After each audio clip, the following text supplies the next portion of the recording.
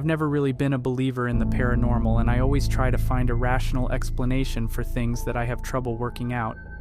At least I did until last summer. Originally from New Jersey, I decided to take my kids and wife for a vacation.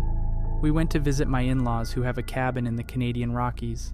For the first few days, we enjoyed the peace and tranquility of the country and went on a bunch of hikes and bike rides in the forest around the cabin, during which I didn't see anything out of the ordinary, in what must have been a 20-mile radius around the home.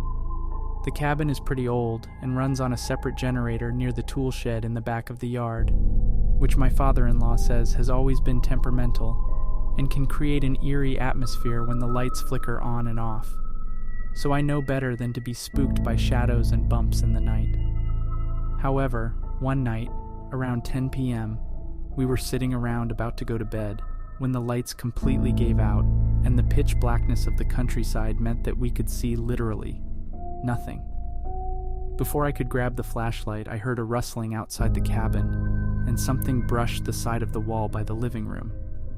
I tried to put on a brave face for my kids and told them that it was probably a coyote and they should just go to the room.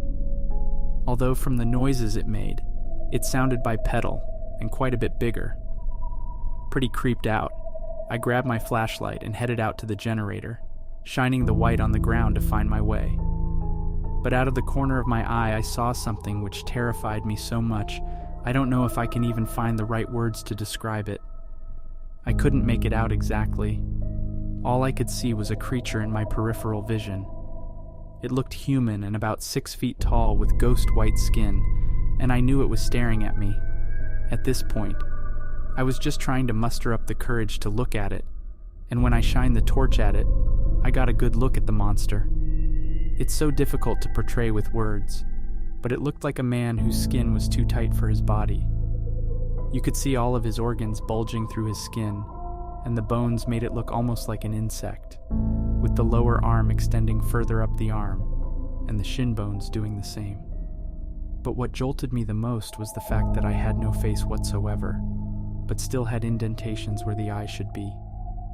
The bright light startled the creature, and it hunched over as if about to run. This was all I could see in the brief glimpse I got before I dropped the flashlight in fright, and by the time I picked it up, it had darted into the forest. I ran to the back of the cabin and stayed there for what seemed like forever, making sure it had gone before I went back to the generator.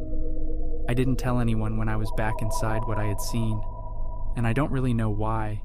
I suppose to protect the children, and in case my wife didn't believe me. About a week afterwards, I started having a recurring nightmare every night.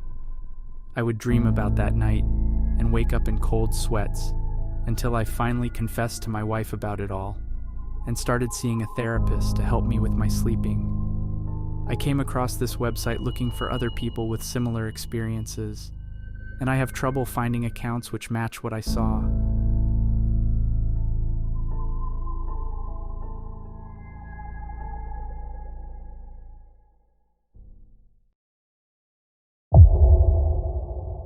So this happened to my son when he was 17 years old.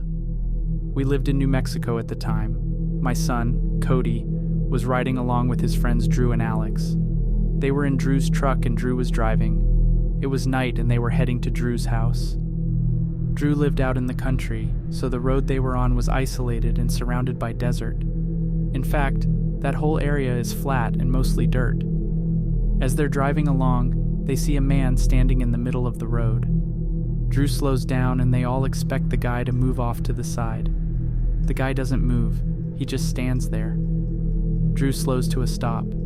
The guy is standing just outside the light from the headlights. He's wearing jeans and some sort of long-sleeve shirt.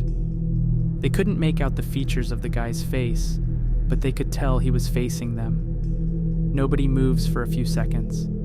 The kids start to talk about going around him, but aren't sure if they should pass by this guy or turn around and go another way. Suddenly, the guy drops to all fours and starts running towards the truck.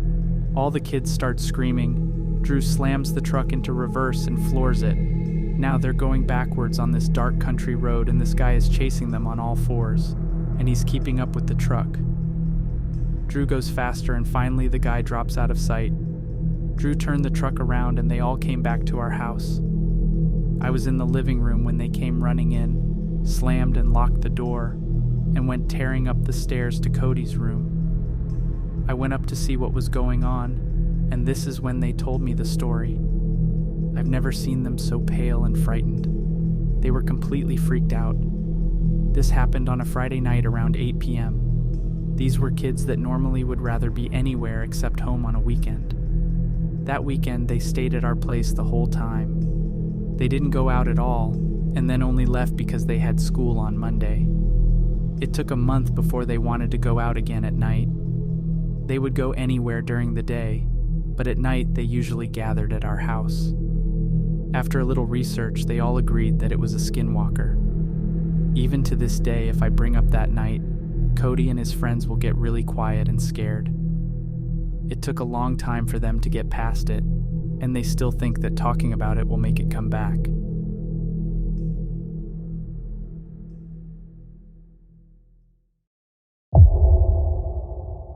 About 3 years ago, I was driving to my dad's house from across state in Pennsylvania.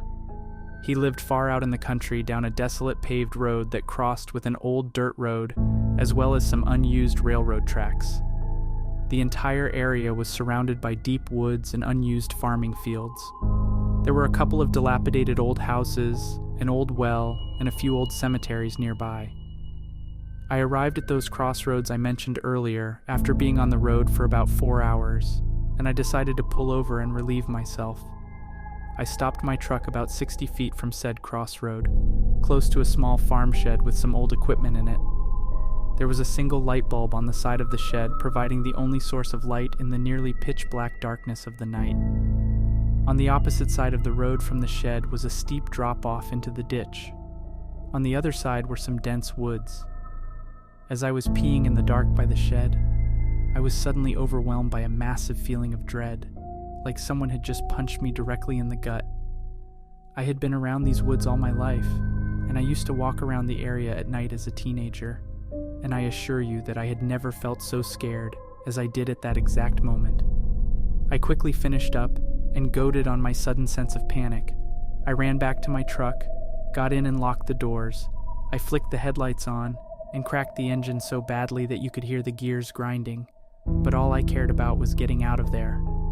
As soon as I began to turn back onto the road from the shoulder, my headlight shone over the ditch and picked something up on the other side of the road about a foot from the asphalt.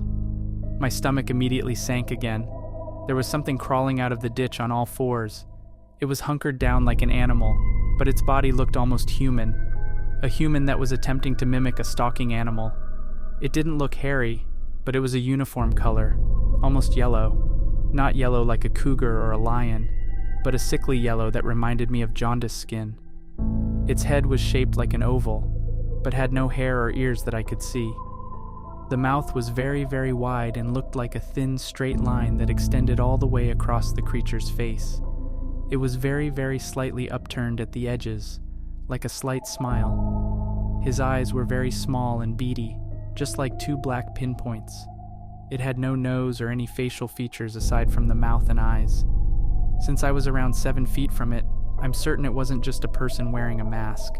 Even the body sort of seemed wrong, but I can't pinpoint why I couldn't see feet or hands, since there was about a foot of grass at the edge of the road. Whatever it was, I'd say it was about the size of a 12-year-old. As soon as my lights hit it, I could tell by its movements that it had been in the process of slowly creeping up the ditch to the road, and when my lights hit it, it sort of retracted slightly, like it was surprised that it had been discovered. I didn't stick around long enough to see what was going to go down next. I floored the gas and flew all the way to my dad's house and stayed up the entire night, freaked out. The part of the experience that still utterly scares me to this day is that whatever I saw was definitely stalking up that ditch to get me when I had my back turned to it. Otherwise, I can't possibly explain what triggered those emotions when I stood there in the darkness with my guard completely down. The only thing that came close to that sudden realization of grave danger was when I was nearly struck by a speeding car on a city street many years ago. I don't know what could have happened if I had lingered around for a few minutes longer, but I'd rather not think about it.